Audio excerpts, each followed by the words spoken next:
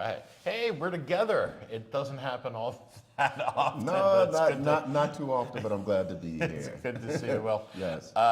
So again, for those of you who don't know, I'm Anthony Verna, managing partner of Verna Law.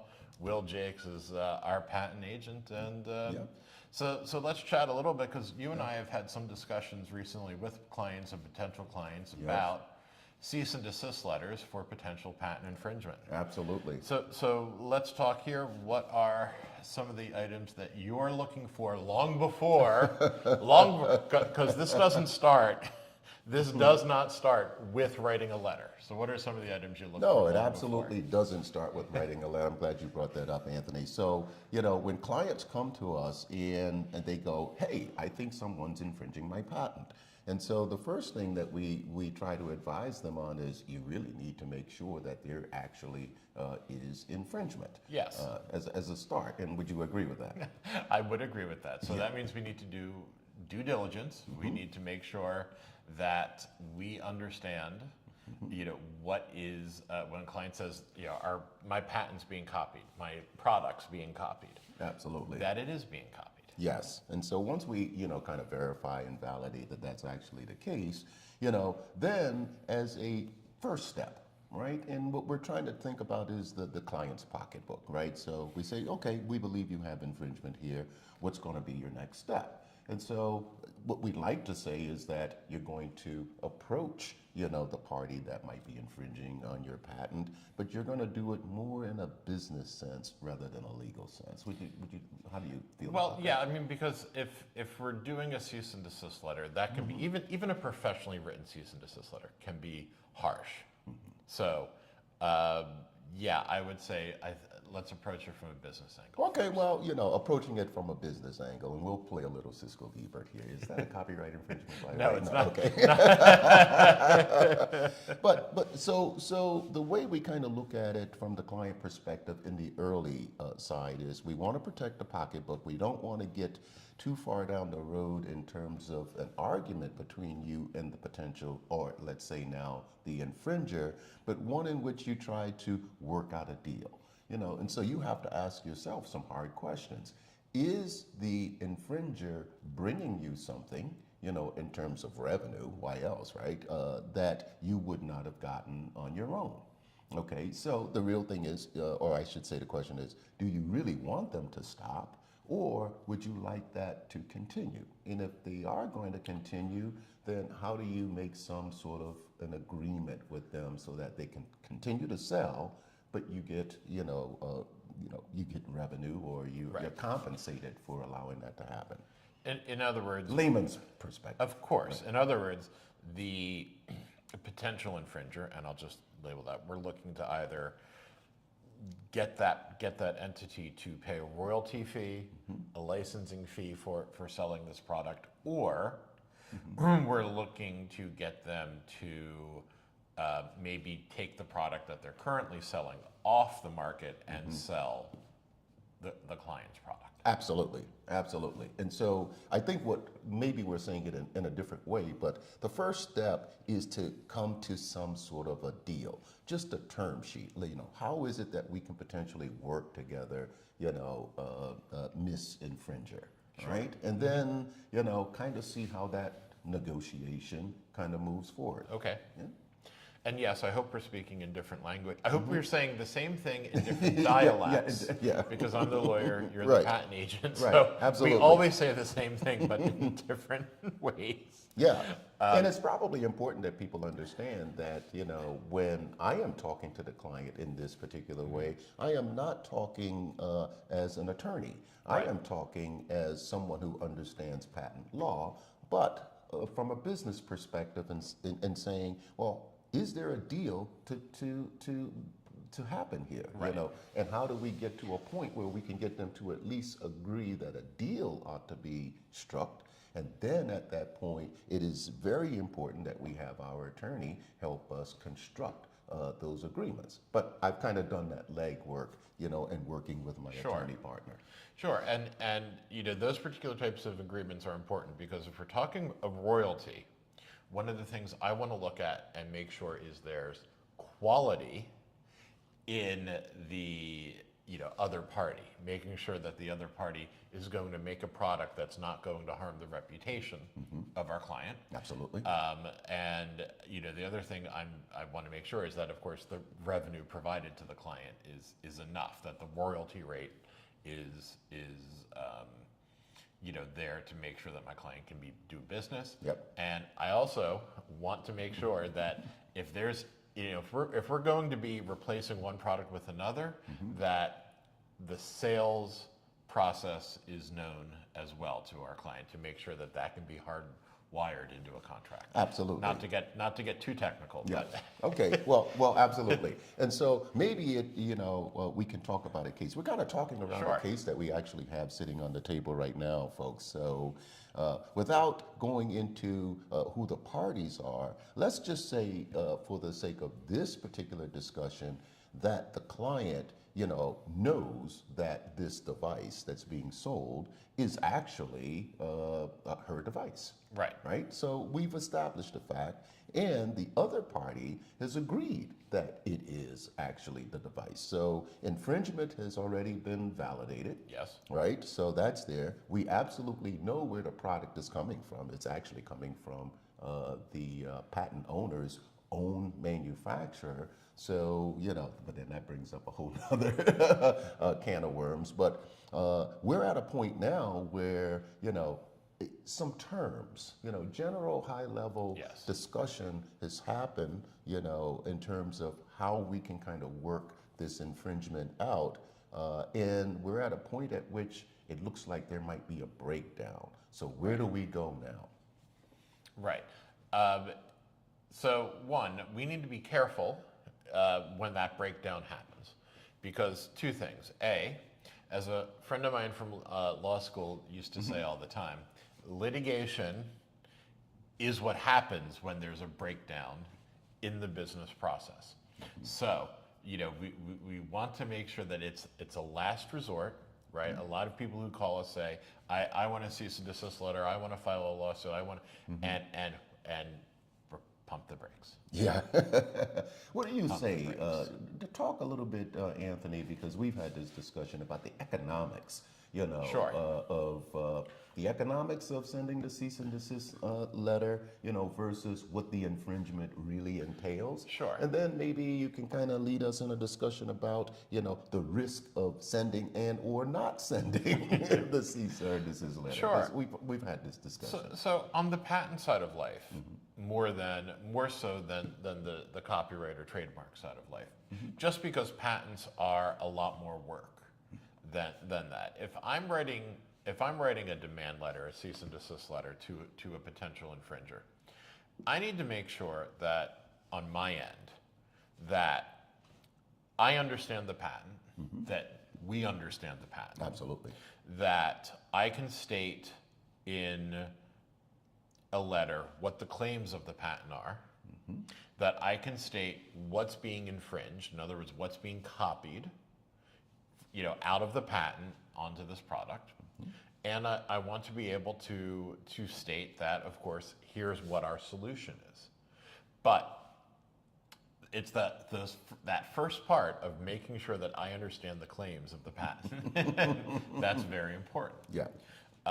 Recently, we had somebody call the office and speak to us, and as we're reviewing the patent, there were 3 independent claims in this particular patent, and each of those independent claims had about 9 to 11 independent clauses in the patent.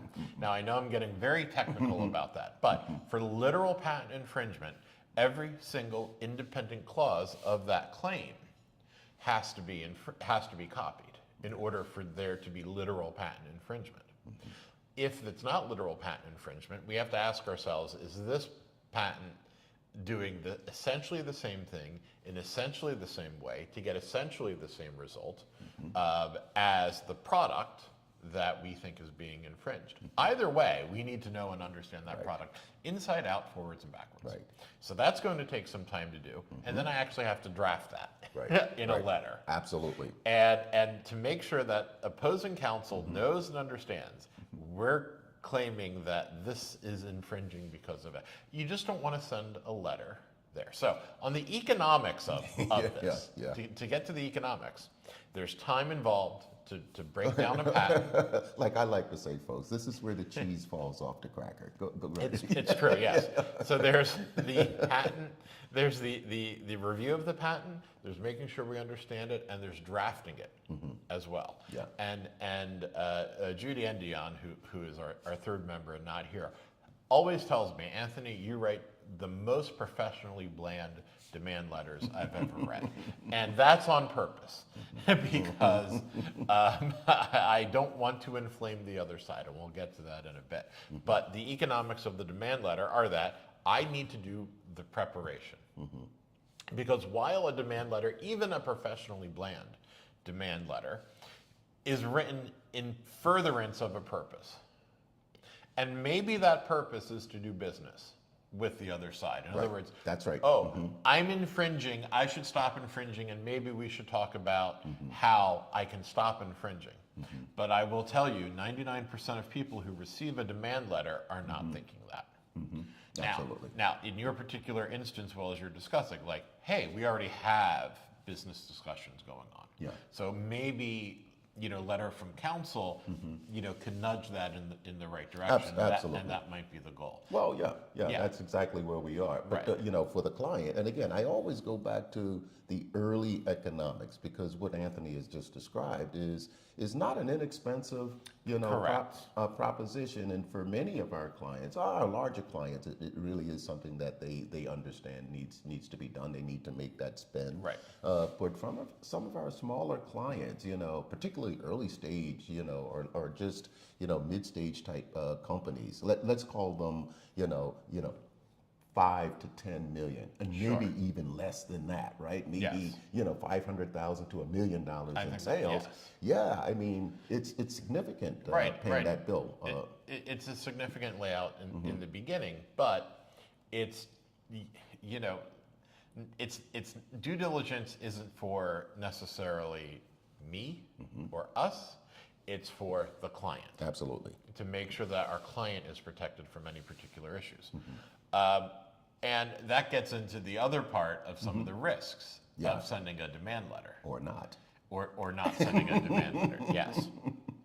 Yeah. One of the risks of, so let me be a little technical. One of the risks of sending a demand letter is that the party that sends a demand letter may become a defendant in a lawsuit. And that might sound counterintuitive, but a party that receives a demand letter, a cease and desist letter, can file a lawsuit and say, excuse me, Mr. Federal Judge, or Ms. Federal Judge. We don't believe that we're infringing this particular patent. And we'd also would like, our attorney's fee paid by the party that wrote the demand letter, because we're not infringing. Now, does that happen often? No. Does it happen? Yes. Yeah. What do you say would be the hurdle for whether it happens or doesn't happen? Well, I think a couple things. One is that a sophisticated party that receives a demand letter probably looks at this and says, well, if they're going to file a lawsuit anyway, Which costs money. which costs money, of course, but if they're going to file a lawsuit anyway, maybe we want to get ahead of them. And, that old, Warner Brothers cartoon, we'll head them off at the pass, line. Maybe we want to stop this party, and we want to file that lawsuit here at home. Because we're going to be the plaintiff, they're going to be the defendant, they sent that letter to us. Well, now we can easily claim that they wanted to avail themselves of this judicial district here in our home. So now the party that is accused of infringing is home. Absolutely. So they get a hometown judge. Now, sometimes it matters, sometimes it doesn't. I will say there are districts in the United States where that won't matter. Certainly, in New York, the Southern District of New York, those judges don't care if you're from New York City or not. The Northern District of New York, I think it might be a little more sympathetic to parties in upstate New York. I think the Eastern District of New York is certainly more sympathetic to parties from Long Island. I've been in the District of Arizona, and I don't think particularly those judges cared about where the parties came from. I've been in the District of Oregon, and I do think that the District of Oregon judges care. So, you get that hometown judge. So that's a risk. So now you might be on the hook for that. But also, when you're a defendant in a declaratory judgment action here, and I know I'm getting very technical, but on purpose, you are then forced by statute to file your infringement lawsuit. Yes. Then and there. You have to answer that lawsuit and file your infringement action. Yeah. So I mean, it doesn't happen often, but it is a big risky handcuff. And I want to make sure if I'm sending a cease and desist letter, that we understand the patent, we understand the claims, and we have a claim that what we call in the legal world is colorable. It's one that's understandable. It's one I can make with a straight face and not get screamed at by a judge. Now, I think for a lot of patent cases, you're not going to get yelled at, but because a lot of course, judges aren't patent attorneys. For the most part, 99% of judges don't have intellectual property experience off the bench. Right. But you gotta make sure that you're sending a letter that's proper. Yep. So to me, that's one big risk of sending a demand letter when you haven't done your homework. Right. On the other end, if you do not send a demand letter, well, are you accepting the infringement? If there's infringement out there and you're not making money, you're not getting a royalty from it, is that not a tacit acceptance of the infringement? So if you've discovered the infringement on day X, or you should have discovered the infringement on day X, and you wait a couple years, have you waited too long? Now, we've got case law that's going to go either way, of course, depending upon how long you wait. But there is a legal concept where the plaintiff has waited too long.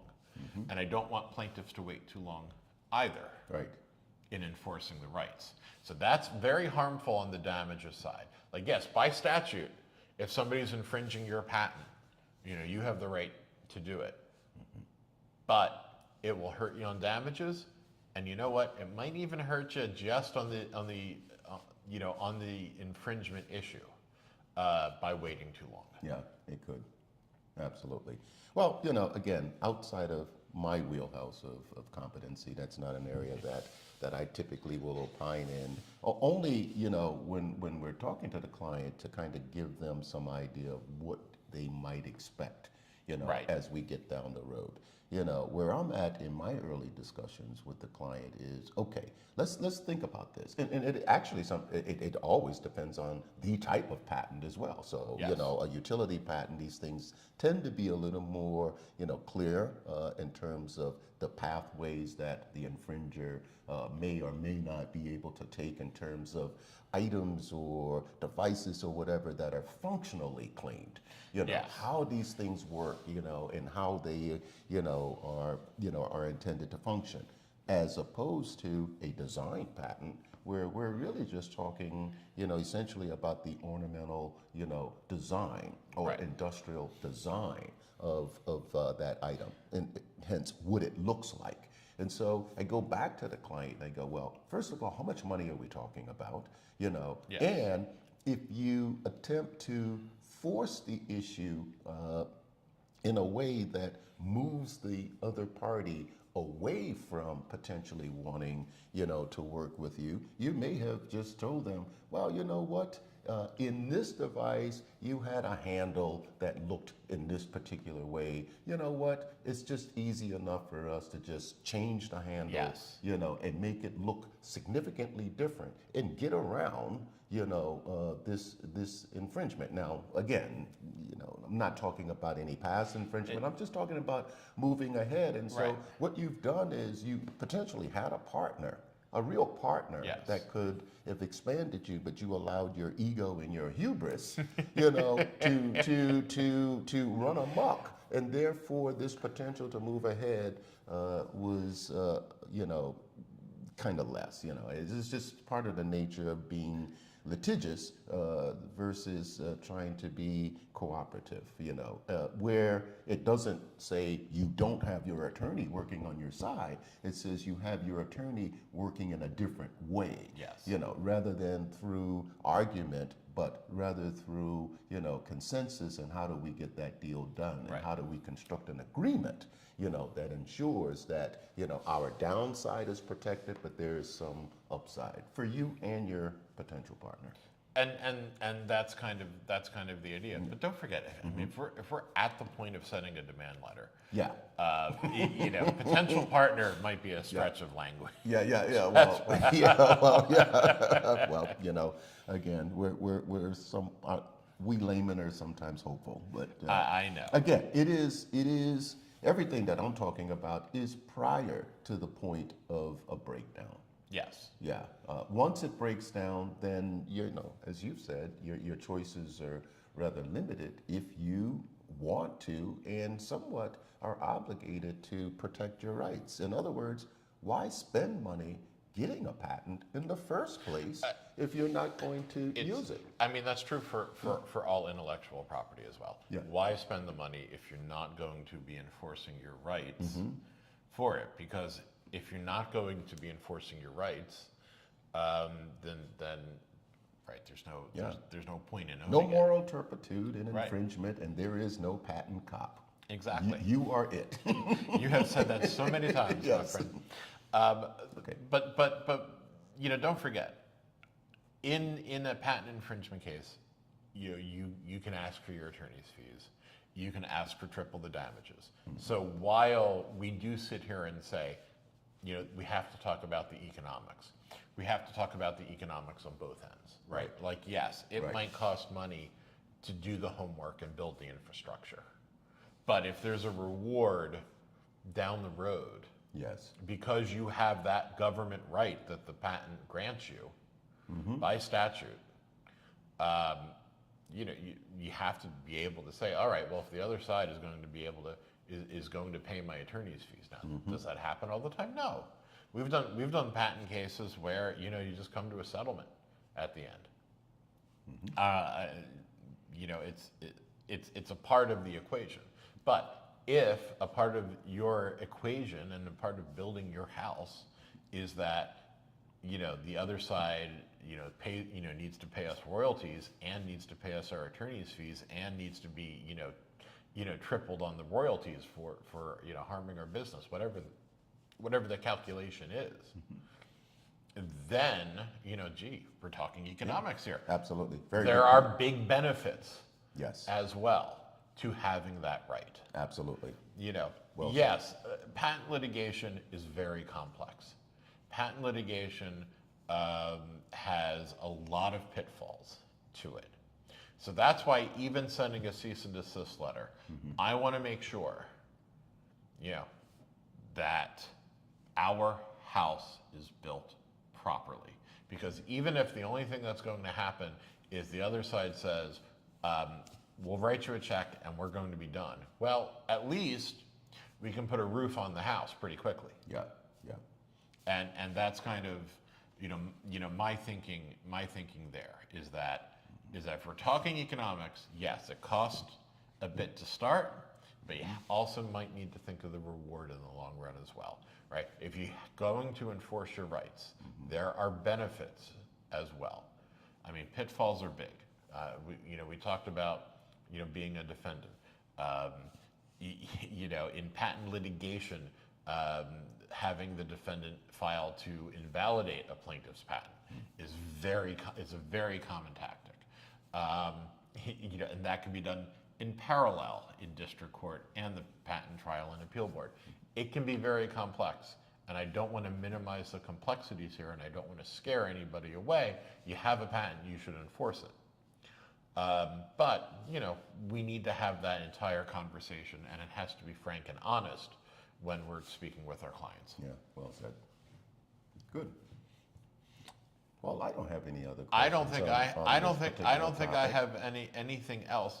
If you have any questions on your patent, you can call us here at Verna Law. Just visit vernalaw.com, and you can also send us email, Anthony@vernalaw.com, Will, WIL @vernalaw.com. If you add that second L, it's going to bounce. Yep. And I've had Yeah, plenty yeah. of clients do that. Yep. You can also call our office, area code 914-908-6757, and we'll see you for the next episode of the Law and Business Podcast, the most poorly named podcast out there. I'm sorry. But I'm our sorry. mark. I know, but I'm sorry I couldn't be more creative on that one. We'll Right. talk to you soon. Thanks. All right, bye, folks.